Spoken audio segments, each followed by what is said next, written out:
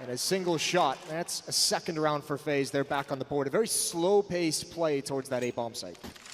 You felt with Guardian going down, that could have all gone very differently, but somehow they recovered. The flashes coming through hindered Rain, and I think it even hindered Magis to a degree in that round too. There was a couple that went a little bit astray there. You can see the idea. I think actually, Rain, that was a team flash. That was a mistimed peek into the bomb site for him, or maybe a misunderstanding of where the flash exactly from Nico was going from door.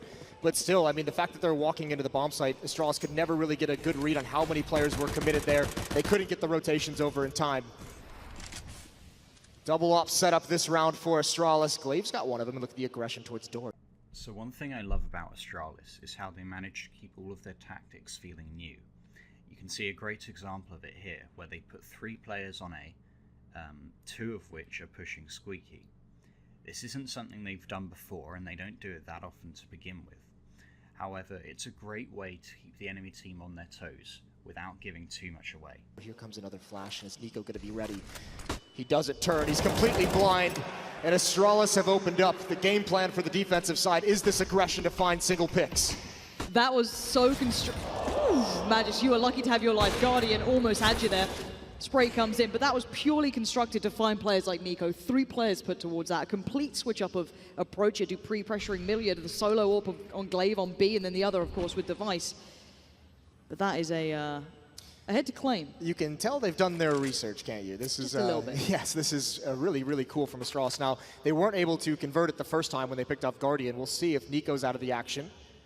That is a piece of aggression out of FaZe that they can no longer use. The AK-47 much better at encroaching onto bomb sites than the AWP. Perfect counter flashes are going to delay things, and there's another kill. FaZe is being whittled down. Yeah, the Molotovs are hindering approach as well. Magis is going to be swept aside. Rain looking for the fall. Oh, he gets it too! Device! You blink and you miss that one, and Rain this time is unleashed. Finally put to bed by Xyp9x, but this is dominance from FaZe till now. It is still a 2v2, but the bomb has crossed towards side. Guardian desperate to try and control this cross, but pressure now starting to be applied.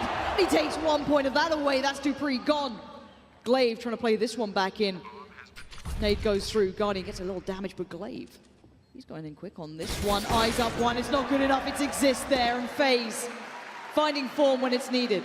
This is what we mentioned in the pregame. Astralis plays that so well. They get the opening pick, they get the perfect counter flash as well, they get the second follow-up kill in on the entry into the bomb site.